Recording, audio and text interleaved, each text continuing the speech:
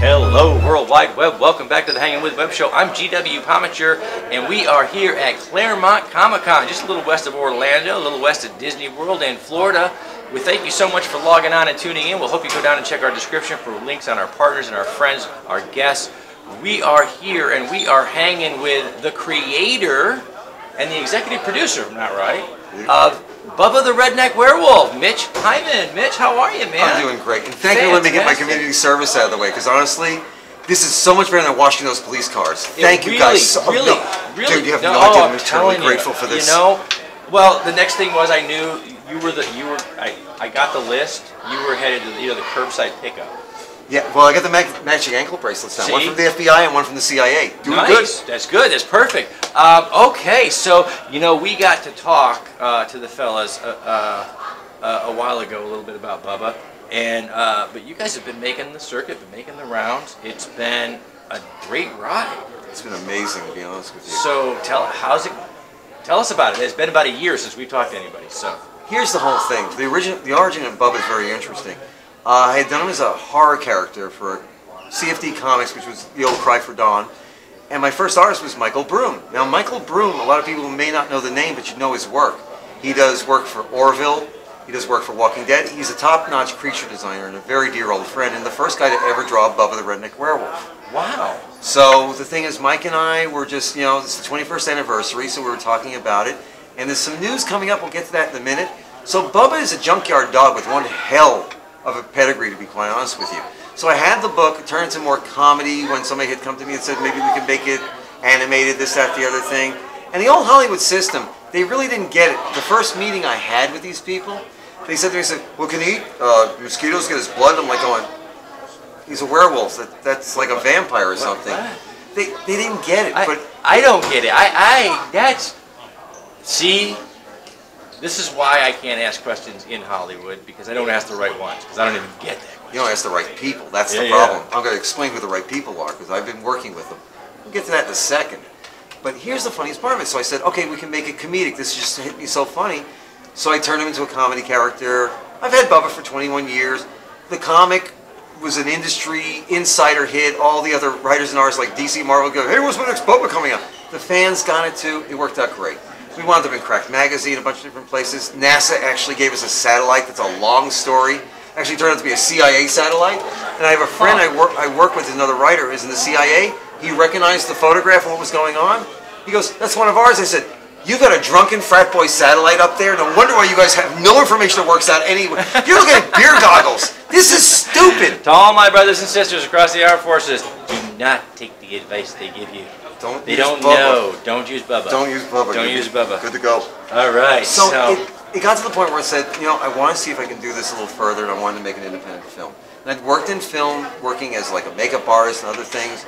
I knew it could be done, and I knew these days things has changed so much. You know, even your iPhone can do better resolution than some of the bigger cameras and Panaflex. True story. I'm going to share this story. It's a true story as far as I know, because it came from an interview series. I'm told that on Star Wars Episode 7, when J.J. Abrams was filming, there were several shots that we never noticed that he actually got when he was doing his director thing. He was using his iPhone. And in several of the shots, he liked his shot better than the camera shot. And he said that we'll never know. You and I will never get to know which shots they are. There are several shots taken right from JJ's iPhone. Exactly. That's the world we live in now. So when you say you want to make Bubba the Redneck Werewolf a film, you know you have the vision, you have the creativity and the art. Now you need a guy that can aim that phone, or better. But and that's what I did. Right? I found a company the contract to do the filming for me, so we put them in gear. Then went out. We just started finding people for the film. I'll tell you a funny story about Bubba. Fred Lass, who plays Bubba. He was a security officer for Spooky Empire, which is a convention here in Florida. Absolutely. And Fred and I had been friends for a while. We goofed on each other and everything. And I'm going, we got to find a Bubba, so I need a good-sized guy and all this stuff like this.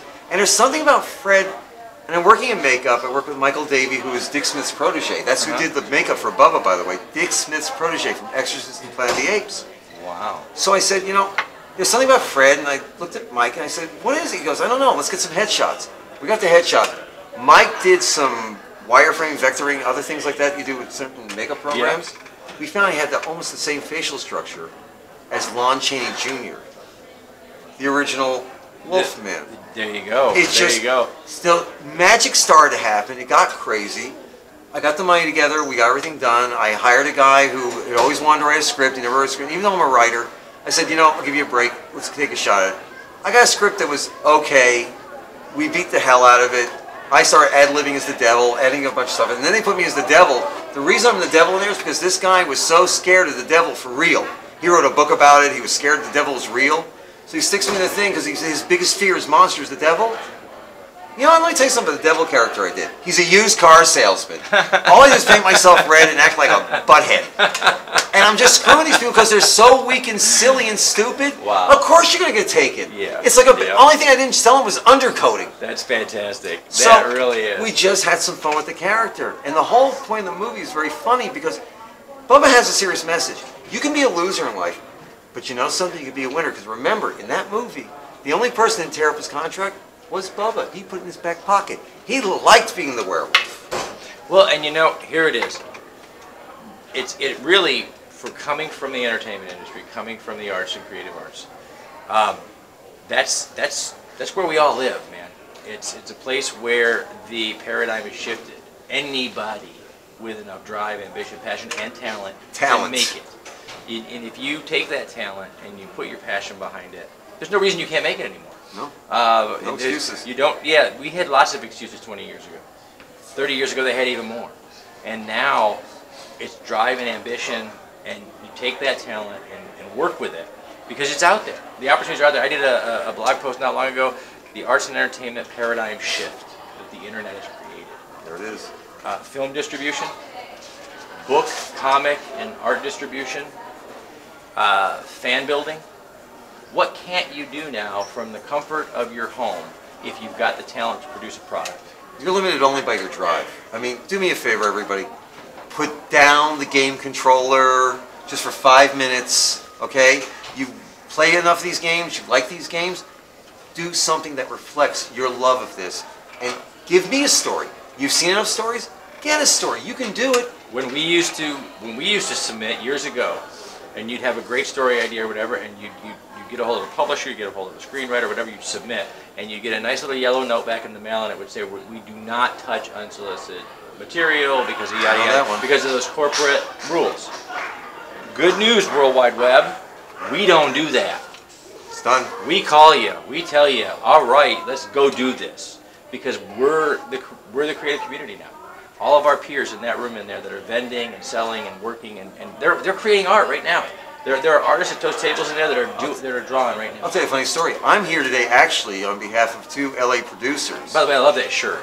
Oh, that's fantastic. Like I said, the whole thing, you know, like I said, we're a little irritated about Captain America, but we're getting over the whole thing. Just still saying, okay? Wait, when they find out we're over it, they'll switch him back. I know. Because that's what they do. Welcome to comic books. But all kidding around aside, I'm working with 2 very well-known LA producers right now, have me out right now on a project. We're buying comic that are complete to take to China. Now, this may sound like some kind of crazy scammer. It's not. What we do is this. We take the comic to our Chinese contacts. They produce it over there. They have the film rights. They have the comic book rights. But you still retain your merchandising rights here in the States. And we have first right of refusal. My crew and my producers who are wandering around the Sony lot and places like that, we can buy it back. We can do it international. And you'll be seen by billions of people. Amazing. So if you can't get your concept out here, here's your chance. But I'm not the only one. There's people like David Uslan from Lego Movie. All the rest of these guys are out there doing it. Because honestly, it's a great way to be seen. Billions of people, and then we see you can nail it up. And there's a lot more of that going on.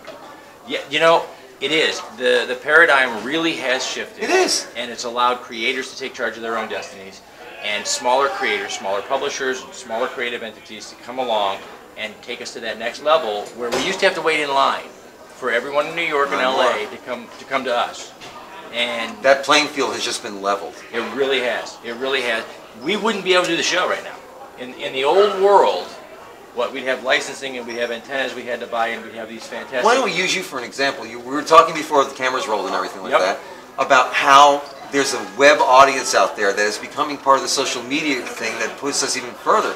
So let's say you have a big star and he's got like 100,000 people watching what he's doing. Guys like this, and these guys can have 200, 300, 400,000. And you know what? It's because of all of you out there.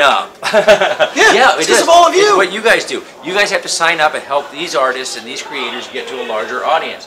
And honestly, we hear all the time that the networks, the studios, the streaming services, they're clamoring they're clamoring for content. They want to talk to us. They want to make our stuff. Yeah, they do. And they just need to know who we are. And that's up to all of our friends, followers, and fans out there on the internet to let everybody know who we are. Here's one thing I can tell you from my personal experience, because now we're working on the second Bubba movie, and it's going to be an LA production. So yeah, I took an independent film that cost around $25,000 and turned into something that I've had now. They're working on evals, but we're looking at anywhere between worth $1 million and $4 million.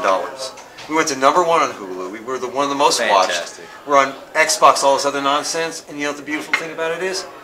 This is the proof. But one thing you got to do is called proof of concept. Yep. You've got to make even a small little independent nothing with your friends in the backyard. Get some friends who know makeup, things like that, and prove that you can get something. Even if you go on YouTube and it's free, promote, push, go to conventions. You're going to be fine. You can pull it off. But there's one thing you cannot teach anybody. It's talent. A lot of people think they have talent. It's wonderful. But you know, look at it this way. Maybe you don't have talent in the area of acting or making the film, but maybe you know about editing. Maybe you know about promotion. Maybe you know a lot about things that could help aid a movie move forward. They have more talent out there than they know they have. They don't know what their talent is a lot of times. And they can find out. They can find out. I was told, I'm not blowing my own horn, I was talking to my brother on the film, in the film industry out in LA. We showed him the show. I said, look, I don't know how to edit. He said, I can teach you how to edit. He said, you have the eye of a producer, though, so you know how to... And I didn't know what that meant. But the show's doing well, and we get to talk to amazing people. So I said, okay, then I'll keep producing, and then I'll just learn how to do the things I don't know how to do. You're in the same position as Rotten Tomatoes was and Ain't It Cool News and all that other stuff. Because they were just these little sites, and all of a sudden now, instead of saying, New York Times says this movie's fantastic, people go, ain't it cool? And Rotten Tomatoes say it's great. There it is right there. And you know what? The critics and the people from the New York Times, and the people from the big newspapers and the big TV shows, how many times have you been watching a regular entertainment show and seen the Rotten Tomatoes score pop up in the corner? Look, it's really simple. It comes down to this. Get a good idea, get some people together, do it, try it, see what happens, and that's it. That's what it's all about. And as far as my next con appearance, to be quite honest with you, this is my final one, because I'm being moved on to do a lot of other things. And frankly, just don't have the time. But I will be out there because you're going to find out something interesting. The entire Hollywood thing has changed. We all know what happened with the molestations and other problems like that. It's been horrible. But there are a lot of really good people who've been keeping straight forward, and they're moving up through the ranks. They're sending people like me and others out there, and you won't even know who they are, to look for concept. Actually, today even I'm picking up some concepts that we're going to be using for other things. Fantastic. So you never know who's watching. Fantastic. Be cool with everybody comes to your table, joke a little, have a good time, but do yourself a big favor. As a friend of mine told me a long time ago, keep your temper, because nobody else wants it. There you go. So be cool about it, okay? You never know. I love it. We got to wrap it up. We want to remind everybody just exactly what Mitch reminded you of. When you're out there in the world and you find your talent, you find your ambition, create, aspire to great things, and inspire everyone around you to do the same. And you might find yourself in a room like here at Claremont Comic-Con or somewhere else. When you come to these conventions, you'll find out you're at a family reunion. We're always glad to see one another. We're always glad to see you. We're going to wrap it up by thanking the people that we're all so glad are sharing these creators all over the World Wide Web. Our friends at Something Unique Magazine, Space Coast Comics, Wordfire Press, Famous Faces and Funnies, Off the Chain Radio with Yvonne Mason, Heather Reed of the Asylum Convention and Entertainment Services, and our great friends over at the Brevard Renaissance Fair who just picked up and just partnered with us.